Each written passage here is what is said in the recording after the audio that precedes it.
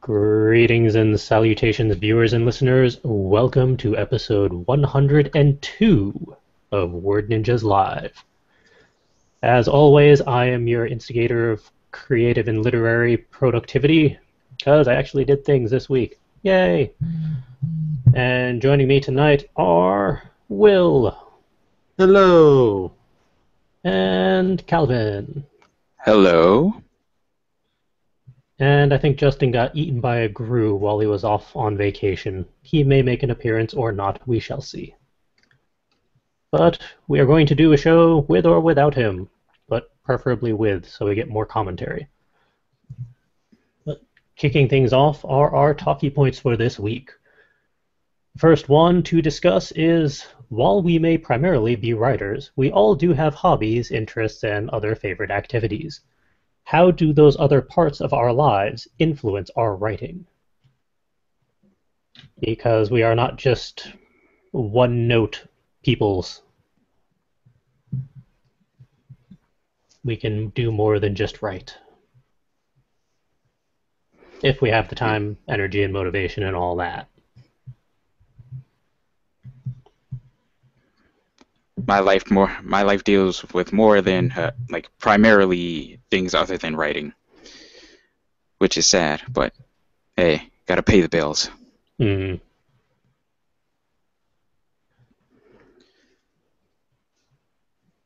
Well, adapt it as you see necessary then. Agreed. Let's see. Well, as most people already know, a significant portion of my life involves music, and most of my writing is taken up by music in one form or another, whether I'm composing or writing short stories or the like. It seems music seems to be either music or technology in one form or another is the common theme that is pervasive in the pervasive influences in my writing, whether it be excuse me, whether it be situational or character, the abilities of certain characters that I write. It's I don't know. It just seems like those are the two things that I know. I really don't know much else. Without those two, I'm really not sure where I would be. Probably not on this podcast. Good point. You'd be off doing something else, most likely.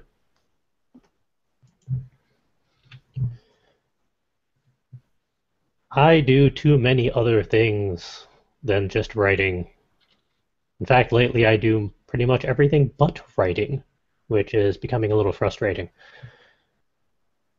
But a lot of it all boils down to somehow, for some reason or another, I actually have a technical mindset, which is a little disconcerting for the people who know me. But I like to look at things and take them apart, either figuratively or literally, and sometimes that's a problem. But because of that, it just tends to go across all of the things that I do, whether it's art or actual hands-on crafts or writing, or I don't really do music anymore. I still have my flute somewhere kicking around here. I think I know where it is. Maybe. That there's less technical stuff, at least in mindset. It's more just keeping the beat and rhythm and playing the right note. But yeah, for all of the things that I do, it all boils down to being in some way, shape, or form technical, or figuring out what the rules or guidelines or parameters are, and then how can I mess with those parameters? What are the limits? And sometimes that's good, sometimes that's bad, because Calvin and I know that some things should not be taken apart just to figure out how they work. Yeah. Yeah, let's leave it at that. Just be glad we're still alive after that one time. God, what a terrible idea that was. Yeah, well, that was college back when our mottos were "What could go wrong?" followed by "What were we thinking?" That motto hasn't changed, and we're all either in or pushing 30. Fair point. Actually, I think I'm the only one that hasn't turned 30 yet. Yeah, we're still waiting on you, man. I'm taking my time. All right. You know I gotta be fashionably late. Well, I'll give you that one. I'll give you that one. But yeah, for me it's all about the technicalities. Although, admittedly, I'm not sure which instigated which. It may have been my writing first that instigated the technicalness and everything else, or vice versa. Because I don't really know when that started.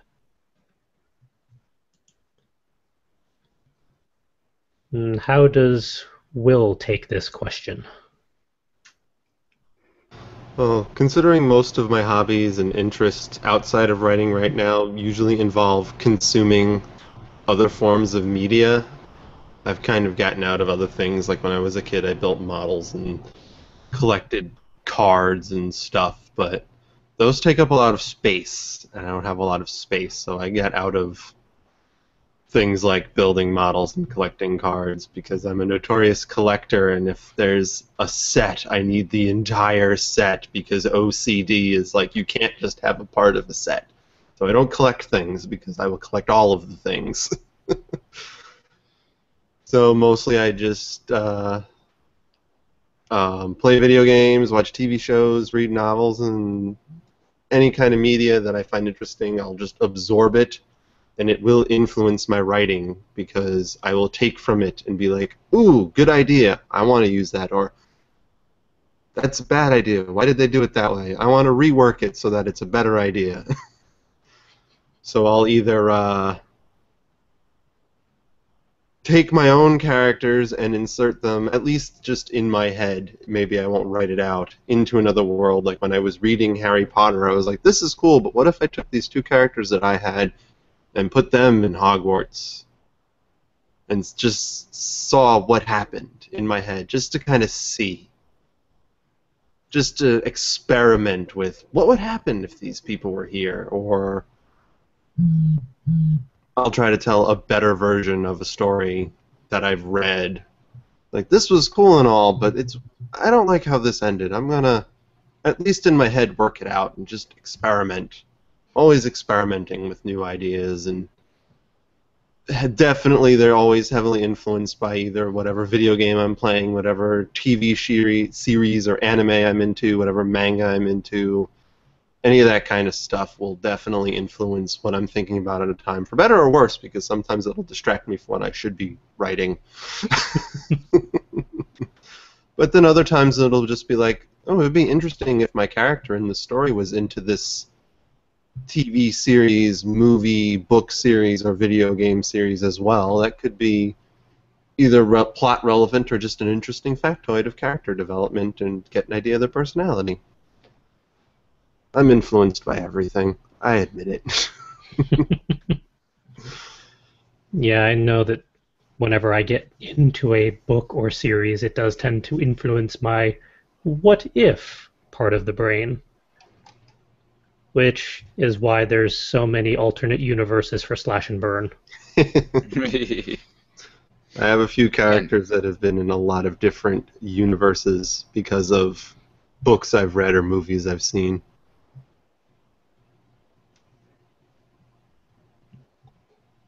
what's your favorite slash and burn alternate universe, CJ? Hmm. The alternate universe one where rather than it being futuristic, they're stuck on just regular naval ships. Ooh. And they don't have technology so much as semi superpowers, or not so superpowers because they're unreliable.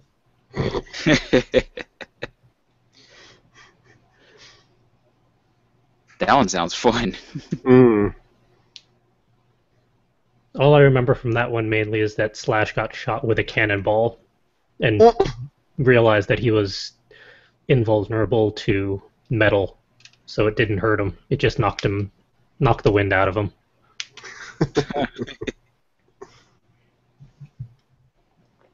That was a weird alternate universe. I wrote an entire script that would have been for a video game because of influence of reading things like R.A. Salvatore's work and playing JRPGs and being like, I love JRPGs, but I want a fantasy one, so I'm going to make one. And then I wrote hundreds of pages of script that sits on a hard drive. Someday. Someday. I read through that script. It was actually pretty good. I never got to read it. I just was around when it was a thing that was theoretically going to happen. We can perhaps discuss the future for it tomorrow. Yeah. That's going to be an interesting discussion. But it definitely came about because I was like, I love fantasy settings, and I'm reading R.A. Salvatore's, work about basically Dungeons and Dragons, and I like Tolkien and Lord of the Rings, but I also like playing turn-based JRPGs, which usually pull from like Japanese backgrounds, not European backgrounds. Mm. I mean, sometimes they do, but I wanted elves and dwarves, damn it. We can add it to the list for tomorrow. And for our viewers and listeners who have no idea what that's in reference to, it's just our weekly off-air meeting where we're discussing stuff like new product ideas that we can put together for all you fantastic people. Because we need new products. And other shiny baubles. Because we obviously don't have enough already. We always need more. More.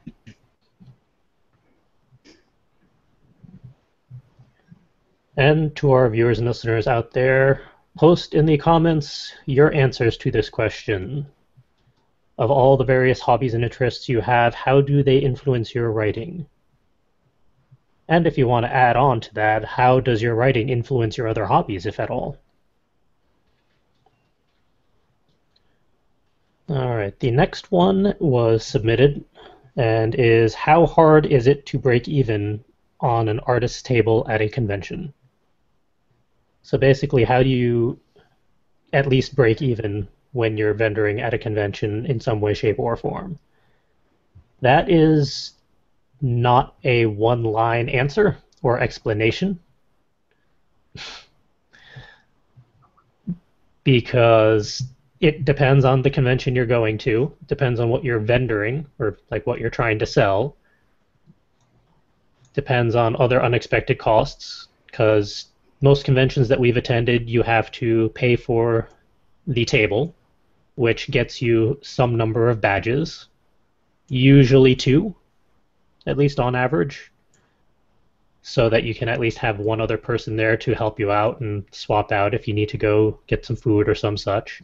Some let you purchase other badges if you have a larger crew like us, but you also have to factor in hotel, depending on how far away it is, the travel to get to the convention, depending on how far away it is, the length of time you're there, away from any other activities or responsibilities or obligations, and the actual products you're selling. How much does it cost to produce those products or services or whatever it is you're putting down on the table?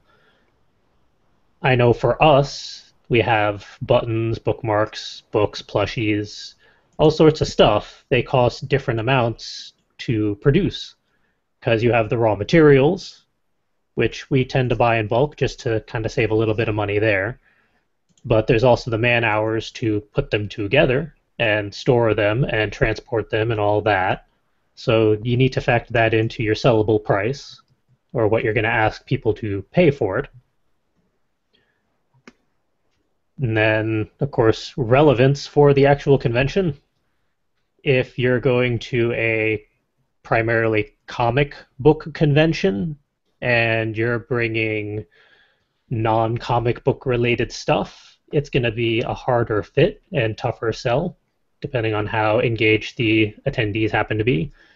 It also depends on the size of the convention. They can range from very, very tiny, like maybe 1,000, 2,000 attendees, to absurdly, unnecessarily large, like San Diego Comic-Con or New York Comic-Con, where there's dozens of thousands of people who attend. There's really a lot of factors that you have to list in order to figure out what your break-even point is. But it really boils down to the price of the table and badges for however many you need, the cost of travel and lodgings, the cost of food while you're there, because you still do need to eat, and the cost of whatever it takes to make your products. If you can figure all that out, add it all up, that is how much you need to make in order to break even at the very basic level, which can be very hard depending on what you're selling. Like, even if you have very good profit margins on stuff like buttons, because it really doesn't cost much to produce, except time and frustration depending on how many you need to make and how quickly. But if you're dropping hundreds of dollars on a convention and you're selling them for $1 or $2, you need to sell a lot of buttons to make up for it. And conversely, if you only have some really high-end stuff, $75, $100 per piece to sell, you need to make sure that whatever you're selling is worth the asking price. And there's a lot of trial and error in that, and every convention is different. Even if you go to a return convention, it can be different every single time. It's really kind of a crapshoot from what we've experienced, at least.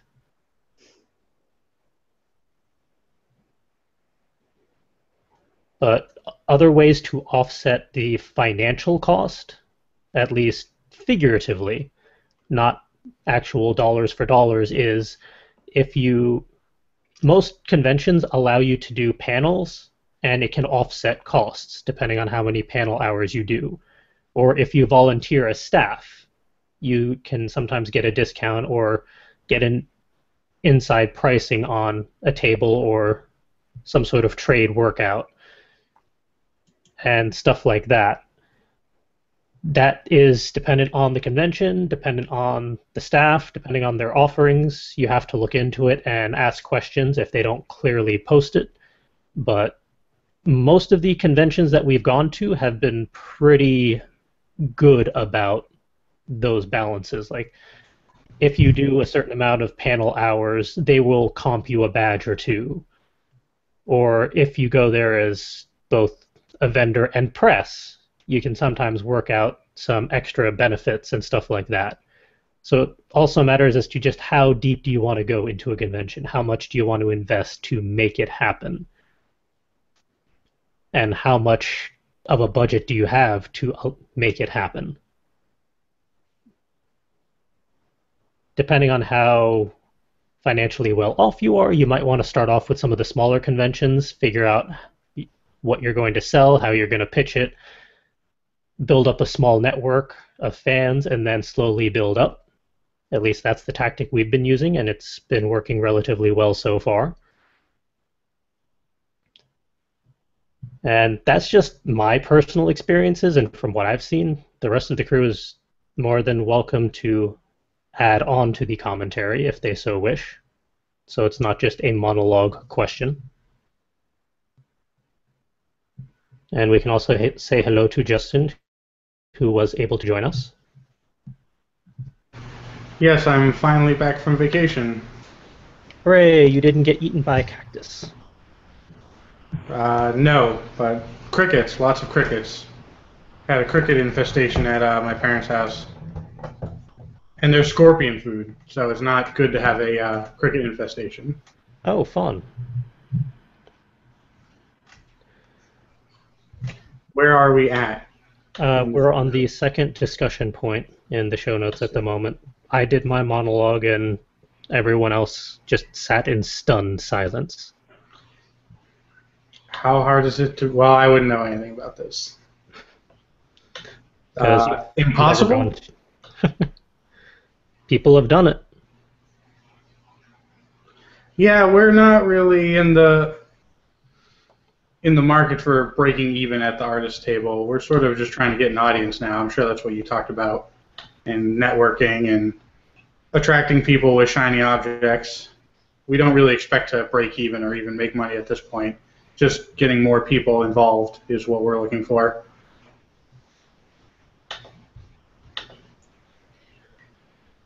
Presume. Go ahead. Like for us, it seems to be basically like we use these kinds as like R&D for like things that we're working on, products, and just trying to figure out what who would enjoy these, what our audience would be. And it's kind of interesting the various walks of life that come by our booths, and basically the various people that we happen to meet. We do find some fun characters from time to time. And we've made a lot of friends because of it. So it's really never a dull moment. And for those of you out there that want like actual numbers just to try and gauge things, we've paid from as little as, I want to say, about $200 for a table up to about $400 or $500, depending on the convention and just what we were doing. But you also have to factor in hotel costs, depending on where you are, that adds up, and travel and food. So we've averaged about $1,000 investment per convention in some way, shape, or form. Which is why we're not in it to break even. Because we currently do not have products or services that we can sell to hit $1,000 in approximately 24 hours worth of vending time. Which is why we also happen to have the Etsy store open just year-round, so that we can help offset costs as we go. And we're working up with we're putting together a lot of other R&D stuff on the back end to add to that and create new methods for revenue generation, so we can afford to go to more conventions and do other shenanigans. And maybe someday break even. And if there are any viewers or listeners who have attended conventions as artists or vendors or exhibitors or panelists or press or any other form other than just attendee, by all means post in the comments your experiences and your methods for making the most out of the investment you put into it. Because we'd love to get other perspectives on it.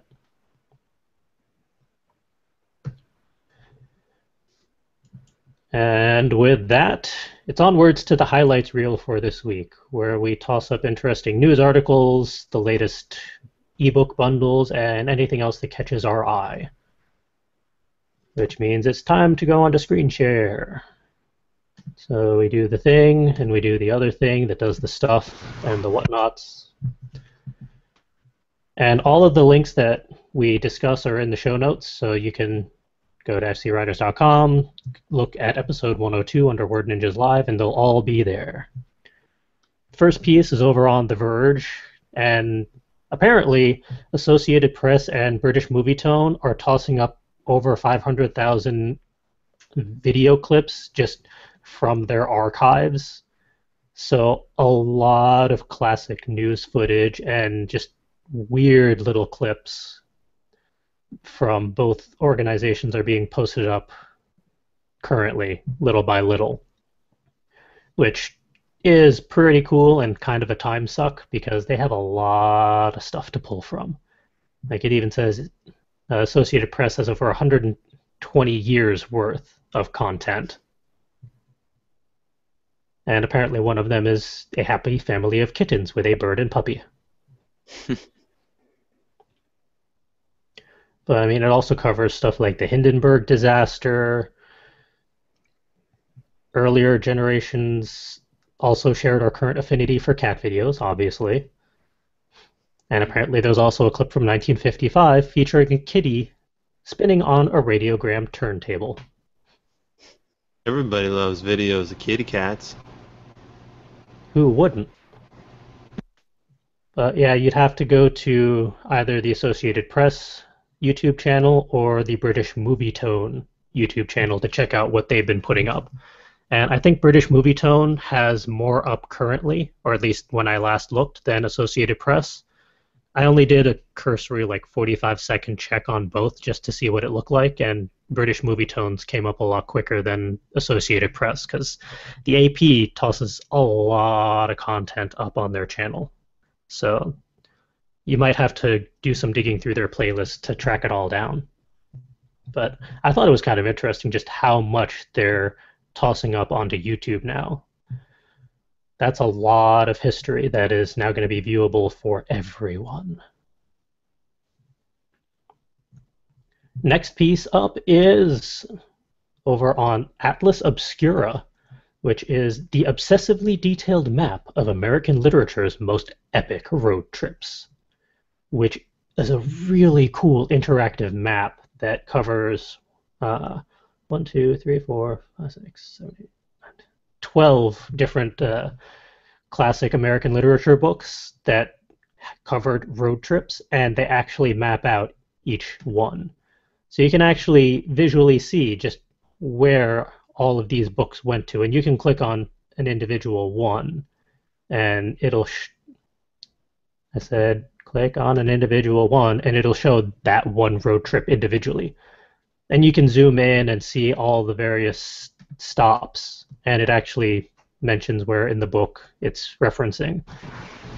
I don't see Lord of the Rings or the Dark Tower series on this map.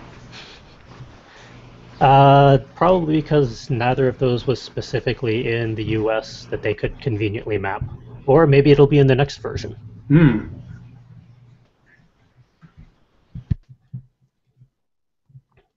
It's pretty cool to see just where some of these road trips actually took place, because even if you've read these stories, sometimes it's hard to visualize just how long of a trip some of these might be, and just how much of a cross-country trip or loop, in some cases, some of them are. So if you're a fan of American literature and road trips, it's definitely worth a peek, because it's very nicely put together, and hopefully they have time to put more on there when they have the chance. Next up is over on Quartz, how brand new words are spreading across America. And a lot of these words I do not care for and will never use because I'm already too old for them. But they have stuff like unbothered. And if you click on a word, it'll actually show you the chronological growth across America of where these words came to be and how they progressed over the past year or so, which is a pretty cool visualization just to see how words grow at such a quick rate now, or slang, really, at the moment. And you can click on any of these words they have up there, and it'll actually show the progression of where it's become the most popular and most used. I think they pull primarily from social media and Twitter. So definitely worth a peek if you're curious about how some of these pretty weird words, in my opinion, managed to grow over basically 1 year, which is pretty impressive and cool and slightly disconcerting. And it's been a couple of weeks, so hey, there's more books over on Story Bundle and Humble Bundle. And the latest one over on Story Bundle is an ebook bundle on the indie superheroes. I'm kind of intrigued by this. Now, their deal is you can pay $1 and up for the top row of books. So for 4 books, you could just pay $1 and you get all 4 books. If you pay the bonus price, which I'm going to guess is $12 this time around, yes. If you pay $12 or more, you get all 8 books. But for the indie superhero bundle, they have The Legend of Buddy Hero by Adam Oster. I, Crimson Streak by Matt Adams. Alpha Male by Joshua Corey Mays. Action Figures by Michael Bailey. Shiro by Jack Wallen. The Strike Trilogy by Charlie Wood. Super Villainous by Mike Leon. And rounding it out is Playing for Keeps by Murr Lafferty.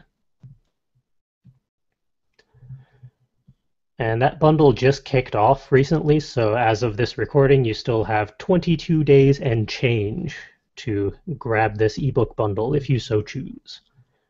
But if indie superheroes aren't quite your thing, you can hop on over to Humble Bundle. They just started a new book bundle as well. This one on music books. And I'm not talking about ones with sheet music in it, or ones that happen to sing to you, but books about musicians, bands, the musical industry, and the like. And they do a similar deal. You can pay $1 or up to get a certain tier. If you pay the average price, which is currently $7.53, you get a second tier, which they continuously add on more books to until the end. And if you pay $15 or more, you get all of those plus the top tier. The regular tier, so $1 and up, is This Is a Souvenir, The Song of Spearmint and Shirley Lee by various writers and artists. The Wicked and Divine Volume 1, which is issues 1 through 5, by Kieron Gillen and Jamie McKelvey. You also have the Masorgsky Riddle by Darren Kennedy and Curiosity Quills. Curiosity Quills is a fantastic name. You get Black Metal Volume 1 by Rick Spears and Chuck Beebe. The Clockwork Angels, the novel, by Neil Perth of Rush and Kevin J. Anderson. Clockwork Lives, The Bookseller's Tale, also by Neil Peart of Rush and Kevin J. Anderson. And Pete Seeger, The Storm King, by Pete Seeger and Jeff Haynes. And that one comes with, I think that one is an audiobook specifically. And then if you pay the average price, you get the next tier, which has Rock On, The Greatest Hits of Science Fiction and Fantasy by Paula Gurin, or edited by Paula Gurin. Scott Pilgrim, Volume 3 by Brian Lee O'Malley and from the Oni Press. Rubber Soul by Greg Kinn and the Open Road. Talking Punk to the Masses, From Nowhere to Nevermind by Jacob McMurray and Chris Novoselic.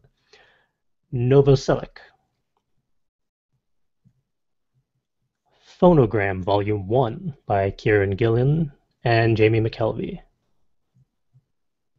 Comic Book Tattoo Tales inspired by Tori Amos from various authors and artists.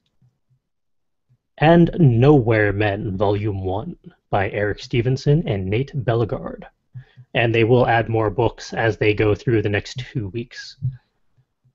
And if you pay $15 and more, you get the top tier, which includes The Fifth Beatle by Vivek Tiwari from Dark Horse. And Kids Go, which is a book and a song. Oh, from They Might Be Giants. That's awesome. They're fun. Hip Hop Family Tree Volume 1 by Ed Piskor from Phantom Graphics.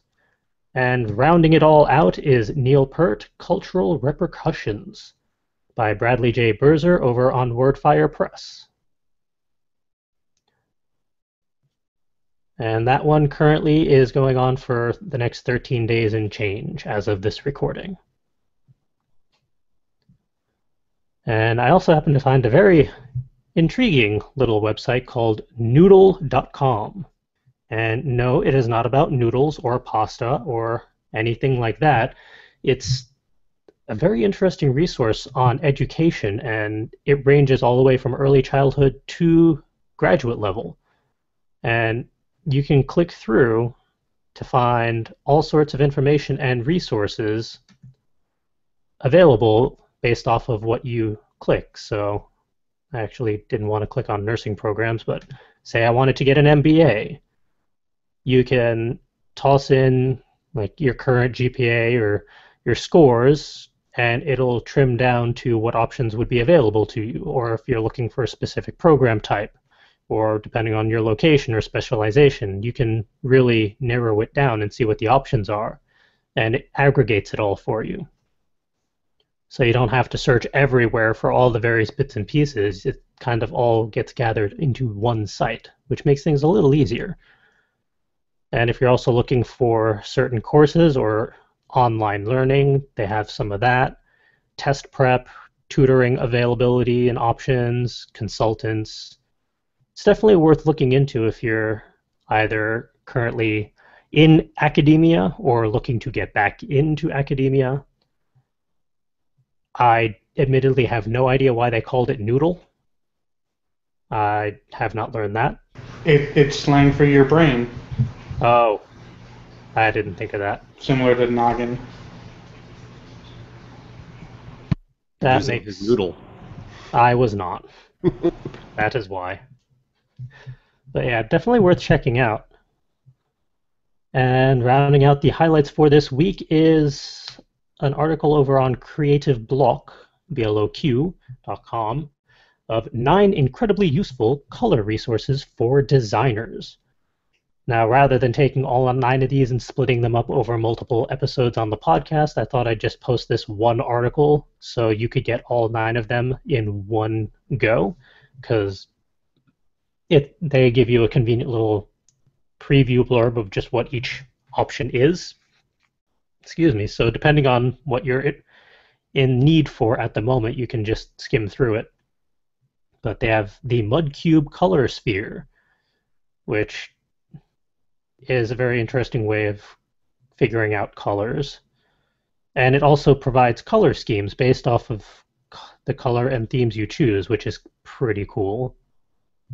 You get the Color Hail Pixel. You get Check My Colors, which is useful if you're not quite sure if you're using the right color for web. Color Hunter, which provides color palettes, and it's based off of an image that you provide them. So I'm not a designer often enough, so I can't really think of a time when I would personally use that, but maybe more for artist or more for my art stuff, I would probably use that for. There's also Colored, COLRD, which pitches itself as the social media side of color resources. You get Color Lovers, so you can share color palettes and patterns and see what other people have put together. I've used that resource many a time. It's great. Nice. You get Color Matters, so if you're curious about the psychology of colors or color typeface combinations, color and design, all that stuff, this would probably be more of a website for you. It basically explains why color matters. Of course, there's the Adobe Color CC, which is fun to play around with. And then there's Paletton, Paletton, which can create color schemes and even randomize palettes. So if you're not quite sure what sort of palette you're in need for, it can kind of randomize it for you, and you can see what you come up with. And there you go, 9 different color websites for all of your various designer needs. And again, all of the links for these articles and resources, references, whatnot are in the show notes for episode 102. Oh, they changed the layout again. Okay, stop screen sharing. They keep changing where the buttons are for doing things. All right. With that, it's onwards to the Productivity and Inspiration Station segment, where we get to discuss anything that happened during the past week that we'd like to highlight, but either good, neutral, or bad in regards to productivity. Or past month, for some people. Yeah, since the last time you happened to be on. As for myself, I know I mentioned last week that last week was just a bust. I basically passed, but since last week I've done a fair amount of brainstorming for some R&D concepts that hopefully we get to work on this year, because there's a lot of good ideas between us all, so it'd be nice to push some of them forward now that we have the writer's kit book done. Now it's time to move on to all the other ideas. And I've also been coordinating all sorts of event logistics, both for current events, like conventions, some writing events, and apparently Nano season is already upon us in that I've been getting emails to start coordinating writing events and workshops and stuff like that, which is slightly distressing because I'm just not ready. But I'm taking that on, and I'm sure by next week I'll have even more to say about it all. Camp Nano is just ending this weekend. I did not participate. I was going to on vacation, but I had too much vacation. I'll get to that later. How have things fared for Will since last week? Well, with all of the moving done, it is time for all of the unpacking. We have lots of boxes, and we now have to figure out what things went into what boxes, where those boxes went, and in what order we need to unpack those boxes. You have the kitchen 90% done. So we spend a lot of time unpacking and whatnot, figuring out what's going to go where and all that. I also started recording Bioshock 2 for Game Break, going with the new format. I think it is going to be wonderful with a lot less muttering abouts and random faffing and more of the focus on the story, which even right from the beginning has me interested, and I want to play more, but playing more means recording more, which means I need more hard drive space than I potentially have, so I can't until I get some videos done and out, so boo. Because I was actually having fun and I want to play more. I'm having more fun playing it this way because I don't have to talk while playing, which was a problem I had when I recorded Bioshock 1. Trying to talk about the plot while playing, but being unable to because I had to focus on playing and not dying. Now I can just focus on playing and not dying, review the footage, and then talk later, which I think will be better for everybody. Plus, the episodes only be about 20 to 30 minutes long instead of an hour long. Yeah, I know I did that for Far Sky to wrap up that episode, and it was a lot easier to just focus on the gameplay, but I still need to do my commentary track for that one. And other than that, I started a small writing exercise experiment on my Tumblr page.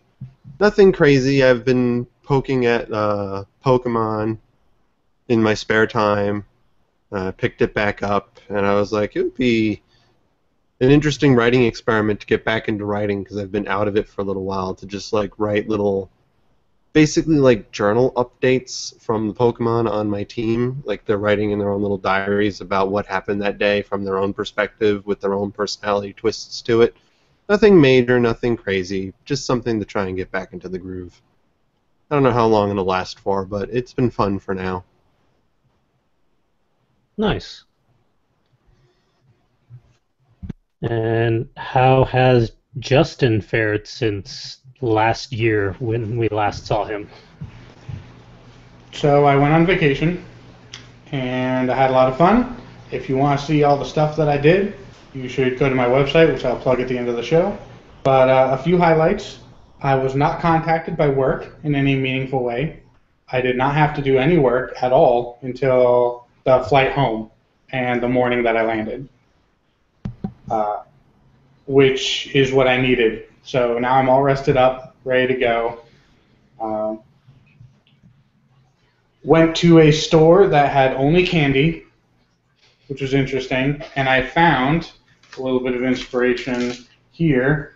I don't know if you guys remember this candy, where it's like gummy hamburgers and hot dogs and pizza, and I got 3 versions of these. There's the lunch bag version, there's the movie theater version, which has like gummy popcorn and gummies, gummy licorice.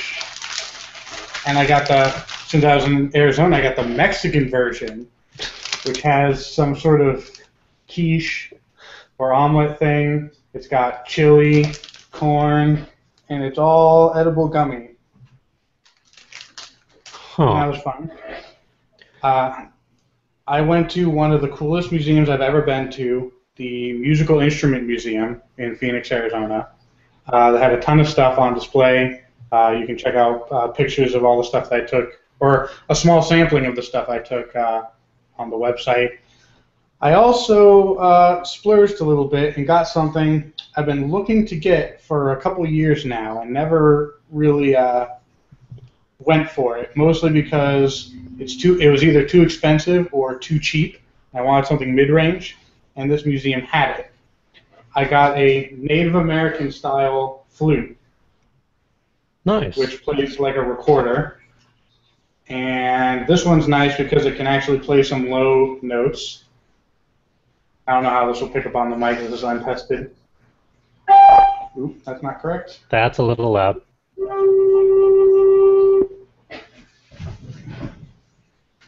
So yeah, I did all that. I came up with an idea a couple days ago. I wanted to know what you guys think. If you think this would be interesting. So I've told the story on the podcast before of all the writing that I did when I was growing up was destroyed by my brother because I didn't have soft copies. They're all hard copies. And I still have a lot of them in my brain, especially a lot of choice scenes. And I thought about maybe rewriting just some scenes that I remember from my past and kind of reconfiguring them and putting them on my Tumblr blog. I thought it'd be fun to revisit some of my old thoughts that were somewhat deranged and put me into the guidance counselor office on more than one occasion. Chances are you'd be able to do them better justice now, considering all that you've learned about writing since then. Yes, all that I've learned about writing since then.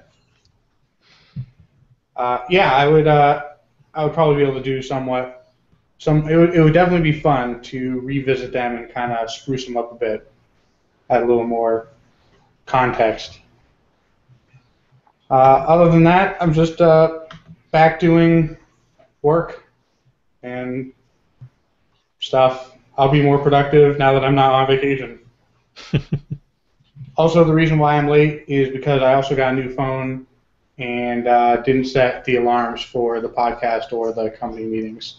Oops. So I got to do that. And how has Calvin fared since last week? Most of my time these days have been devoted to Infinity's light stuff and trying to prepare for a Connecticon. Surprise, surprise.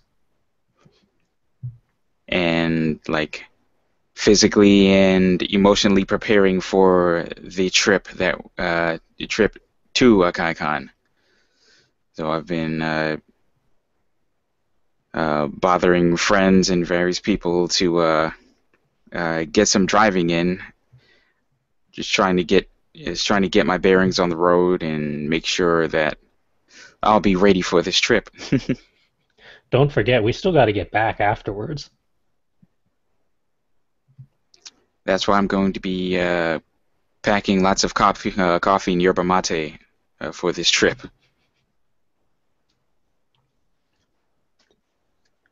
I may be completely wired, but I'll help with the drive.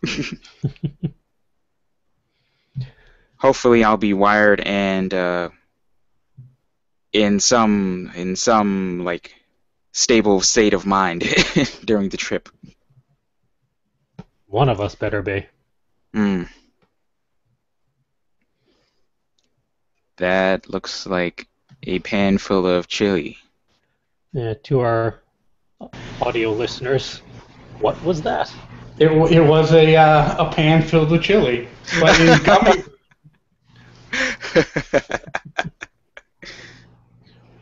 I am super jelly right now for a number of reasons. Yes. See what I did there? But yeah, so next week and a half is going to be something. Thankfully, we're having an in-person strategy session on Saturday to figure some of that out. Yes. Amidst other shenanigans. Excellent.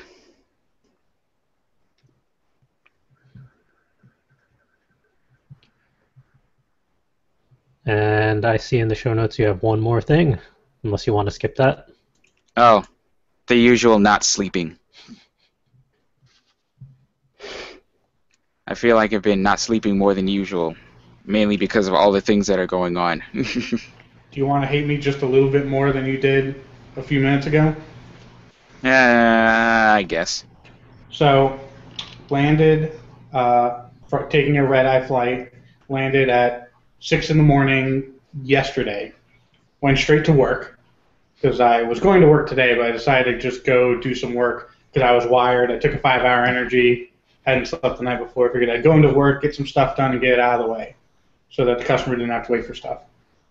So, went to work, then went out to sushi with a couple coworkers, and went home at 1 p.m., and immediately went to sleep.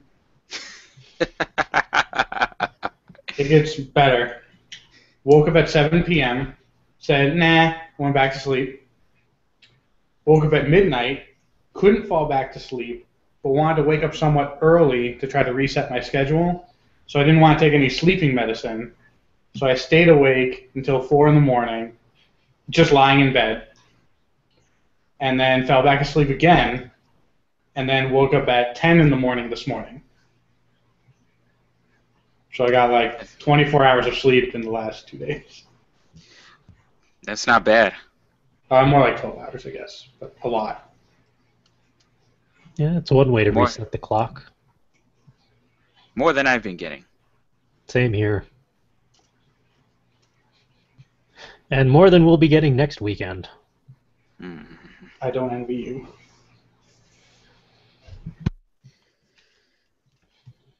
Yeah, I don't know how we're gonna manage next weekend. I just don't know. I know I'm bringing several energy drinks just for travel and probably my own snack foods because I don't know what they're going to offer there. Ah, crap, snack foods. I did find... we can talk about restaurant logistics off air, though. This just in, the gummy jalapeno, I thought was just going to be like a strawberry flavor. It's not. It's not. It's spicy. Why? Why?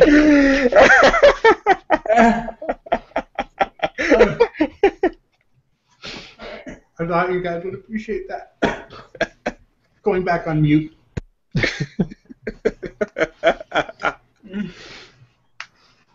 Oh. I stopped the podcast. Yep.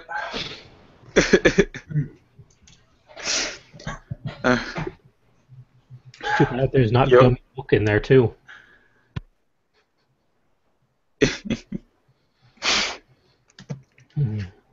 Oh, that those are some snack foods I'm going to stay away from. Hmm.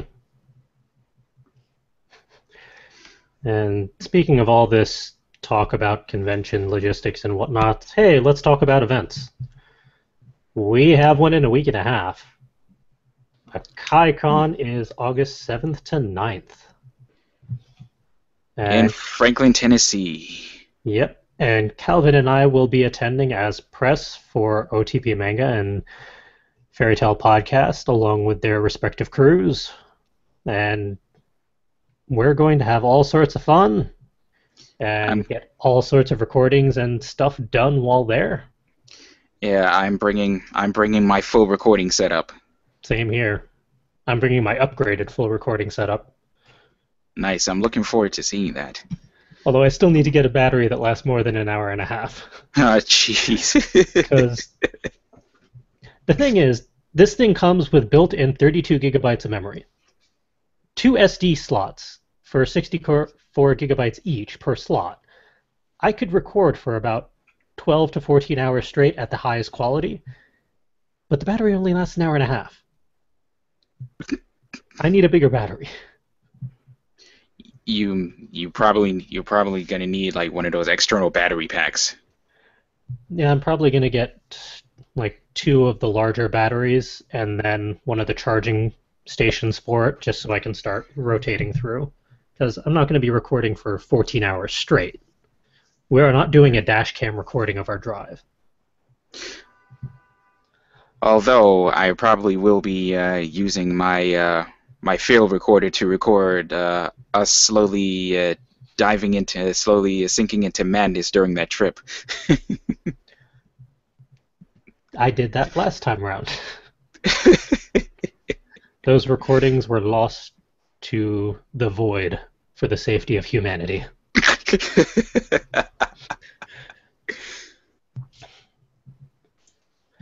But yeah, that's going to be fun. And there's a lot of good guests there that I hope we can at least get to say hello to. Well, Richie's gonna be there, so he's probably gonna like introduce us to all the people because he fucking knows everybody. Yeah, and I think Raven is actually the convention side for press, so she may be able to help as well. Or at Okay. least that's the impression I got. But yeah, a KaiCon, a week and a half. At the end of August, we have Inconceivable up in Massachusetts, where the full crew will be there as vendors, and myself, Calvin, and Justin will be there as press. And I took a look at their panels and events schedule that they posted. There's so much quality content this year. It's kind of overwhelming. So I have a feeling that we're going to be kept pretty busy there. Yeah, CJ, I have a video camera very similar to yours, I think, if it's not exactly the same. So I can bring that as well, so we can double up. Yes, please. It probably only has about an hour of battery in it as well, if not less from just misuse, but we can make it. I can test it out and we can make it work. All right. Yeah, we can coordinate that like tomorrow. Also, off the air, I told my wife what I did with the candy, and she said I'm not smart. And she wanted to know where I got them because she wants them.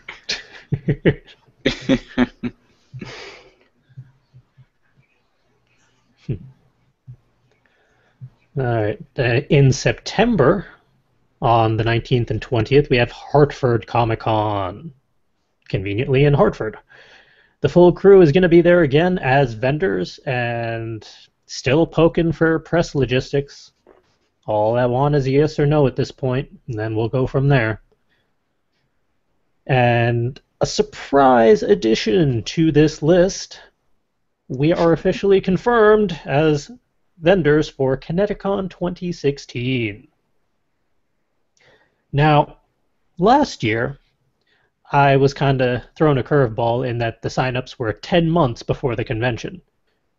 But we were given like a day or so, maybe 2 days warning, like, hey, this is going to go up, so keep an eye out for it. Fair enough.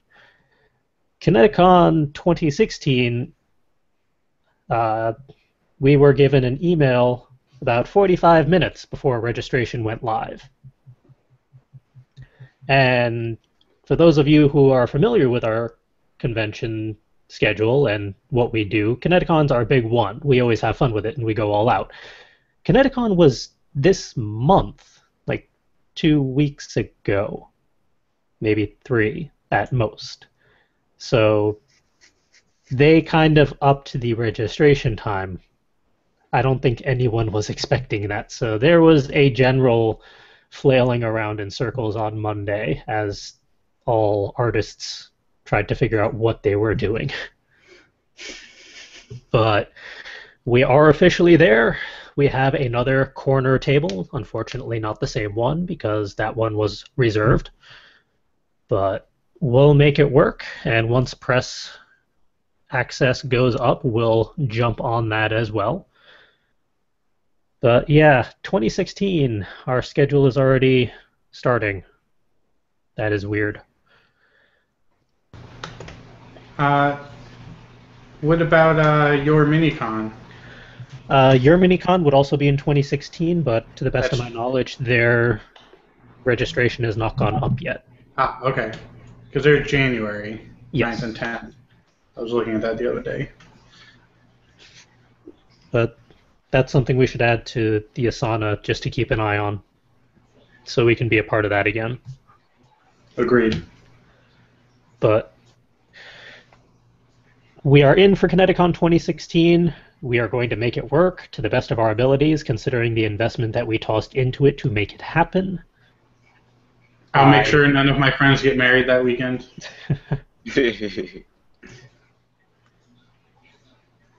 I'm just kind of surprised that they chose to do it effectively a year in advance. That, I can't speak for other artists or vendors, but I feel like 11 and a half months in advance is very hard for some of us to invest in or say we're going to do this and drop the money in now. If it wasn't for the fact that that is our convention, that's the biggest one we do, and that's like our hometown convention, that's where we started, I would have been very conflicted about doing that. But that said, they're already full up, and there's already a waiting list for artists in the artist colony, so it is what it is.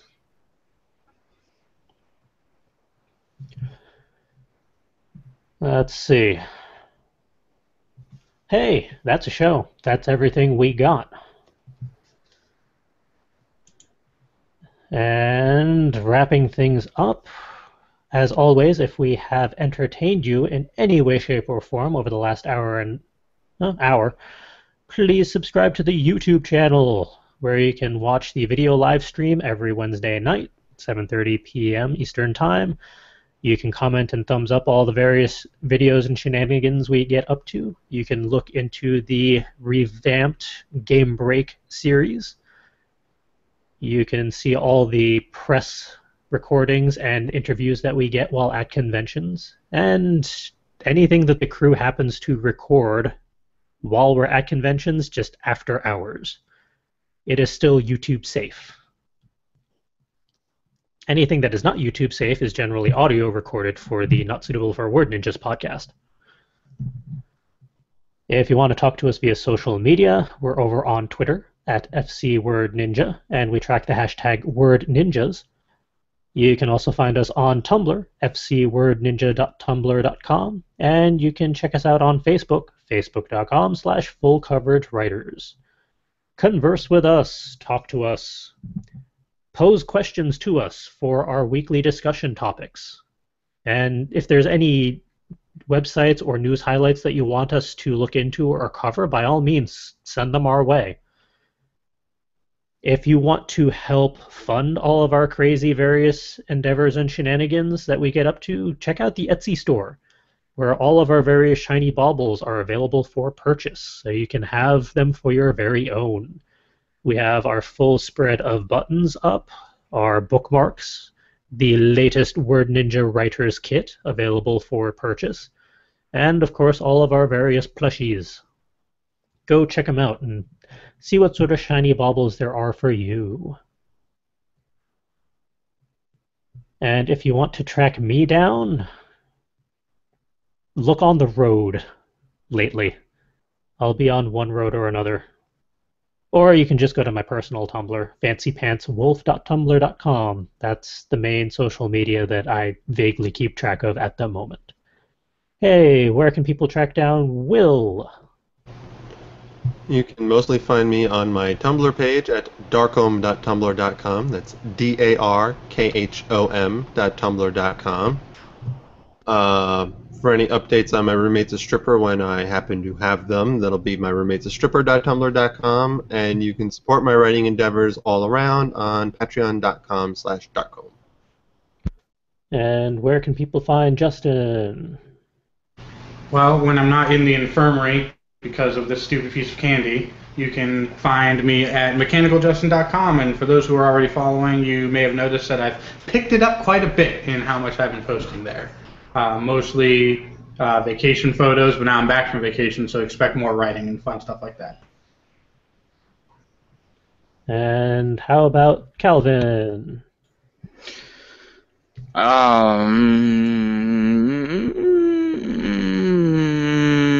For the moment, your best bet to find me is Instagram, CCWII. I was going to try to start picking things up on Tumblr, and then I forgot. So...